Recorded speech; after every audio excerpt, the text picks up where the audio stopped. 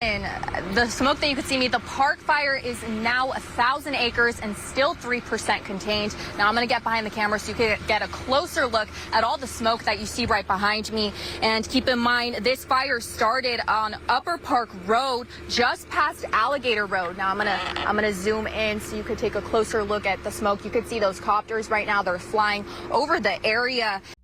If you are driving off of Highway 99 here in Glenn County, it is easy to get distracted with all the debris that is laying on both sides of the road. I mean, this is a big, gigantic pile of debris that you see right here. And just to give you a reference, I'm 5'10".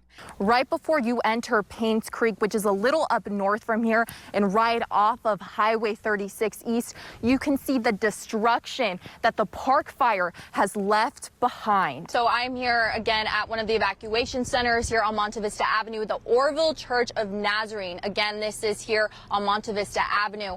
And I mean, I talked to a lot of people that are here. Some people are inside the center, while others, I mean, it's a full parking lot for the most part. Others are sitting outside of their car. It's here when the massive tree that you see right behind me fell on top of this complex. Let me move out of the way. You could see that there's a dumpster. You can see that this tree is even blocking the entrance to the house. And let me show you the stud of the tree. It's right next to me. It is so big.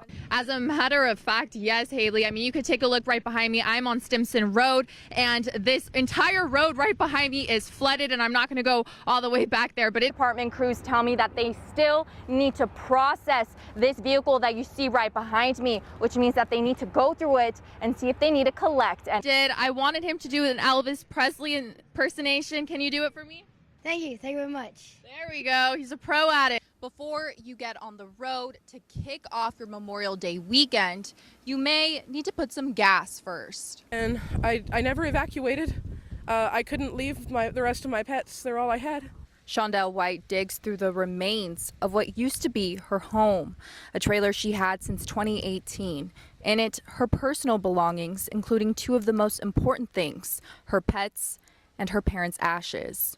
By far the most important to me was my mom and dad's ashes that I didn't have time to go back in to get. The Apache fire burned 691 acres. The destruction includes White's home. This is all that remains. White tells me she had just gotten home from work when she noticed the fast-moving fire, and before she knew it, fire had reached her doorstep. It was already, everywhere here was in flames. It was like creeping up over here, over the hills, coming at me from three directions, from the road, from my driveway, from the acreage over here. But instead of evacuating like she was told to, she stayed behind to save as many of her pets as she could. I couldn't leave my pets. They're the only family I've got left. I've got nobody else. I couldn't just drive away. White risked her life for the lives of her pets. However, she only managed to save some. She watched her home burn, and now her and her pets have nowhere to go. In Butte County, I'm Camila Acevedo for Action. Your vehicle is completely destroyed from the outside to the inside. And as it sits in the burn scar of the park fire, fire personnel crews work around it, putting out any hot spots in Alligator Hole and Upper Bidwell Park. Butte County District Attorney Mike Ramsey says this is the vehicle that started the fire. Evidence has indicated that that vehicle had been set on fire, whether accidentally or intentionally. A little mushy in the evidence right at this time. Chico Fire Department crews tell me that they still need to process this vehicle that you see right behind me, which means that they need to go through it and see if they need to collect anything. Ramsey says the vehicle was a 2007 Toyota Yaris, a small subcompact vehicle, and when arson investigators arrived on scene, the vehicle was destroyed entirely. And District Attorney Mike Ramsey shares with me more details about the arrest that was just made in relation to the park fire.